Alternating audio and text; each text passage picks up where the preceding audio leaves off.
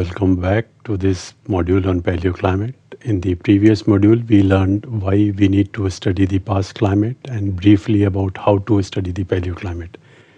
In this second module, I'm going to talk about the actual techniques or the proxies that we use to understand past climate.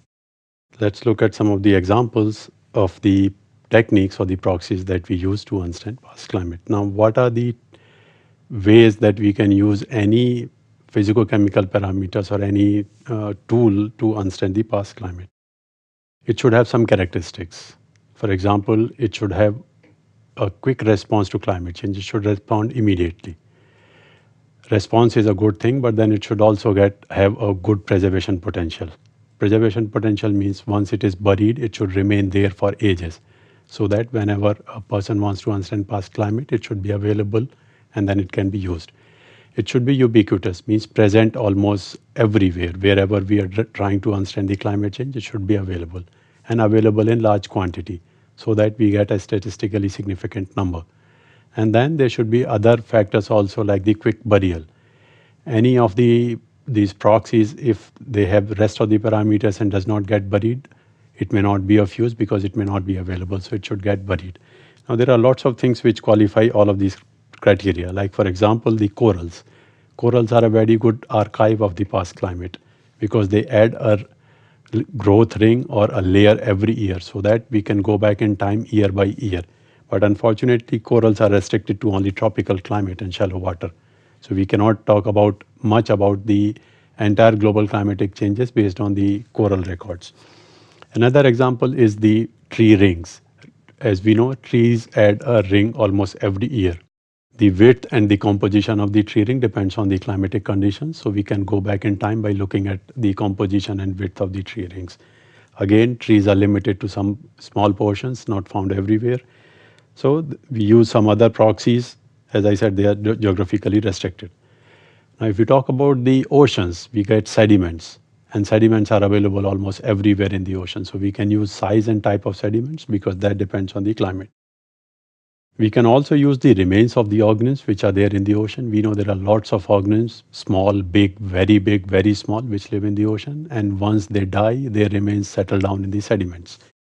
They are one of the most widely used proxies or the techniques to understand past climate. And these remains of organisms include pollens, spores, diatoms, coccolith, radiolarians, pteropods, foraminifera, alkinones, and ostracods.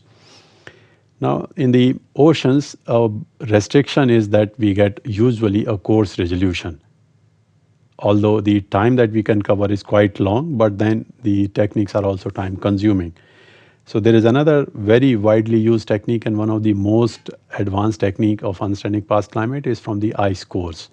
There are regions wherein there is thick sheet of ice which has deposited year after year over the last hundreds and thousands of years, like in Arctic and Antarctic. And by drilling that ice and looking at its composition, we can go back in time. Now, there are different types of proxies that one can use. Like, say, as I said, one can look at the sedimentology, that is the grain size of the sediments, because it depends on climate. We can look at the geochemistry or measure minor trace elements. We can measure the isotopic ratios. We can look at different types of clay minerals. But majority of these proxies provide us qualitative estimates. We can also look at the paleontological aspects, that is the past life or remains of organisms, as I said earlier. There are techniques like abundance of the organisms, the assemblage of organisms, their morphology changes as the climatic change. So we can reconstruct the past climate by looking at any of these parameters. But most of them give us an idea about the qualitative climatic changes. When I say qualitative, it means that whether higher or lower as compared to present. But climate modelers want the climate change in terms of numbers. They want us to tell them how much change. If temperature has changed, how much it has changed. For that, we need to rely on the alkinones, isotopes, and elements. I'll briefly touch upon few proxies here, and in the next module, I'll be talking a little detail of the isotopes and elements. So as I said, that there are proxies based on clay mineralogy, like for example, in the Indian subcontinent context, we are more interested in understanding the relative strength of summer and winter monsoon, and the clay mineralogy is a good proxy to understand the relative strength of these seasonal monsoonal changes. The chlorite to illite and smectite ratio changes in the sediments depending upon the type of monsoon prevailing in that area, and that can be used as a climate indicator. But as I said, that most of the quantitative estimates of past climate come from microfossils or their composition. There are different types of microfossils in the ocean, like for example the foraminifers. They are unicellular organisms with a hard outer skeleton made up of either calcium carbonate or the sand grains collected from the nearby sediments. We also have several other organisms like say ostracods. We do have coccoliths, we have radiolarians, we have the diatoms. All of them can be used to understand the past climate.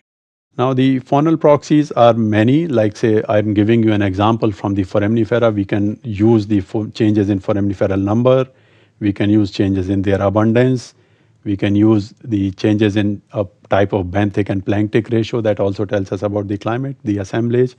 We can look at the average number of chambers, their diameter as the size changes. We can look at the prolocular size, the coiling direction, isotopic ratio and elemental ratio. Foraminifers are one of the most widely used techniques or proxies to understand or reconstruct past climate. They are of two types. The one which live in the water column, they are called planktics. As you see, they are floating in the water column, and the ones which live at the bottom, they are called benthics. Here onwards, I'll be talking in little detail about the techniques developed by using different foraminifers. Now, one of them is to reconstruct absolute seawater temperature in the past. And that can be done by looking at the elemental ratio, specifically the magnesium by calcium ratio in foraminifera. And that depends on, or rather the basic principle is that the replacement of magnesium by calcium or by the replacement of calcium by magnesium depends on the seawater temperature. I'll talk about this proxy in little detail in the third module. We also have a proxy for salinity. We know that the seawater, or rather fresh water that comes from the land, it has a lot of barium. So if there is more water coming into the ocean, it will bring more barium into the ocean. And then foraminifera, they take up this barium and then that gets preserved in their skeleton. So increasing concentration of barium by calcium ratio in the foraminiferal cells tells us about the salinity changes.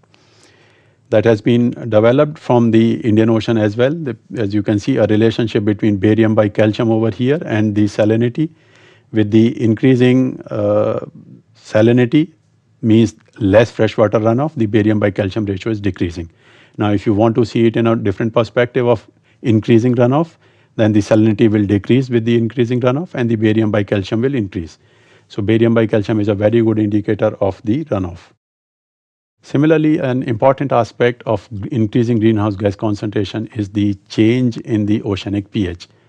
The large part of the CO2 that we emit in the atmosphere, that goes and gets dissolved in the seawater, and in turn it decreases the pH of the seawater. We are more interested in understanding how the pH of seawater changes on different longer time scales.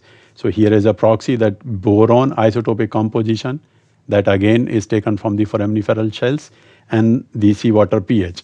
That has got a very straightforward relationship, and then if you look in this particular slide, that with increasing pH over here, the boron isotopic composition is increasing. That means we can reconstruct past seawater pH concentration or the pH by using the boron isotopic composition in foraminifera. We are also interested in the oceans, how the productivity changes. The marine productivity is the amount of the phytoplanktons living in the surface water column. The primary producers, they take up the carbon dioxide, and then incorporate into their soft parts and ultimately bury it in the ocean sediments. The way we can reconstruct the past productivity changes is by again using the elemental composition of foraminifera. Here is an example that the cadmium concentration in the seawater changes is one of the major nutrients, that is phosphate. So there is a straightforward relationship that as the phosphate concentration increases, the cadmium concentration also increases. Now that gives us a proxy that we can use the cadmium by calcium ratio in foraminifera, because they take up the seawater signatures of cadmium by calcium ratio and incorporate into the test, and it can be related with the phosphate concentration. So people have done laboratory culture experiments, and then they saw that the cadmium by calcium ratio can be used as an indicator of the past productivity changes. A recent example is the application of the clumped isotope or the carbonate clumped isotopes to reconstruct past seawater temperature.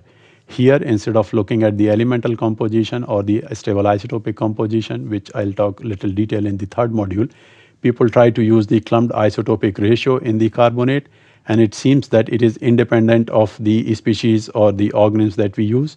So it can be used in any sort of setting, and then we can reconstruct past seawater temperature in absolute terms by using the clumped isotopic composition.